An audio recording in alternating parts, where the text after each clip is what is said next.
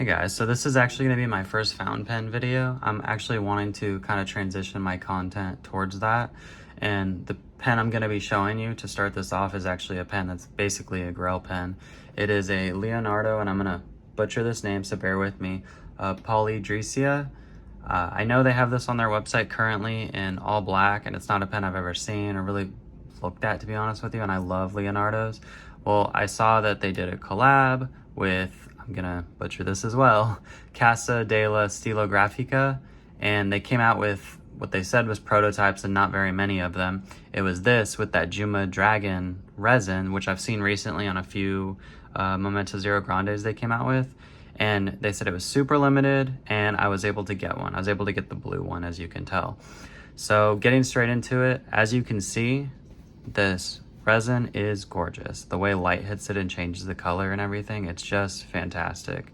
Another little special thing with this pen is it's got a triangle grip. The whole body, as you can see, let me do it like this, as you can see, has triangle. And then the grip itself is also that way. What's nice about this is, I guess it's nice in the sense you can compare it to like the Lamy grip. It's bit wider than the Lamy grip, which to me is fantastic. Sometimes the Lamy grip can feel a little narrow or small. But when I looked up what that second part of the name was, it actually means multifaceted. So they actually named it after what it is, which totally makes sense. When looking at the grip section, I really like this, and I also find that these right here, because this lip or the step down is so drastic, you don't really feel those at all. And I'm left-handed, I grip this just fine with no issues. And then moving on, as you can see to the nib, it's got the La Finica nib, which again, I'm sorry, but that's the Phoenix nib. Let's see if I can get a good focus on there.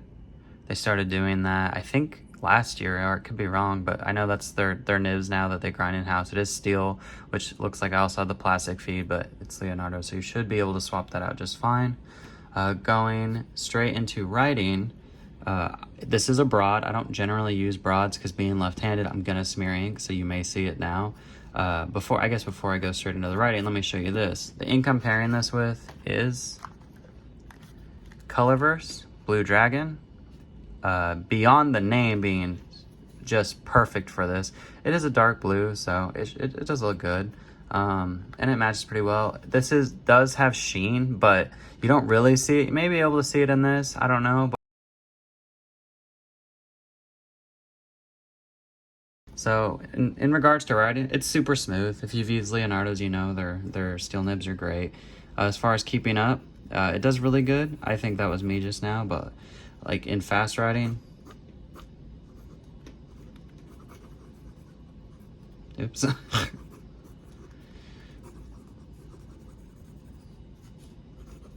My handwriting degrades when I go fast, obviously, but as you can see, no issues keeping up. I mean, that's the big appeal to it, with this broad of a nib with that much feed and it's still keeping up. That says a lot about their plastic feeds. In regards to flex, let's see if I can get a little closer for you here. So there's your basic line with no pressure. With pressure, I wouldn't say there's much flex at all. Yeah, not a whole lot from what I can see. But honestly, I don't know that you buy a steel nib looking for the most flex in the world. It can happen, but that's generally not what the goal is. Now, zooming back out, I wanted to also do, let me show you this. If you misalign them, so if I start putting this on right here, you can actually misalign it so the pattern doesn't match. Here, see that? And then if I go like this, let's kind of get it right around here. See how it's not matching now? So that can happen. Generally not a big issue. You just line up the two pieces that you want to match. So, because it looks like it goes in, let's see here. If I start to spin, even less than one rotation, which is just fantastic. Another thing about the craftsmanship that's amazing. So for size comparison, I got a Momento Zero Grande right here. As you can see, much bigger than that. And then I actually have the, oh sorry, that was a Momento Zero. And then I have a Momento Zero Grande as well. So it looks like these two actually are pretty close. I would say, let's see here. It's actually just a hair taller on this one. Let me see if I can do it sideways to give you a better representation. As you can see, it's just a little bit, sorry, just a little bit longer, which is surprising to me because the Memento Zero Grande is actually my biggest fountain pen. So getting this, I was extremely shocked by the size. If you want to see a comparison with a few others, here's a A23 from Pilot, and I got an Esterbrook up here I can grab from it, and an Esterbrook SD, not the oversized one. So as you can see, it's definitely a big pen, which is great. I mean, I love that.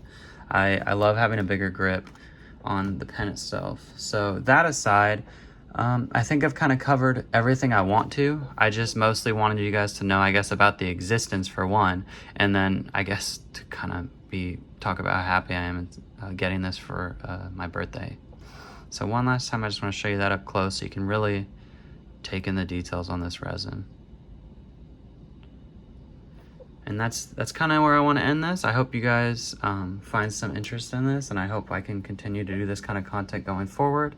And if you didn't know about this pen, now you do.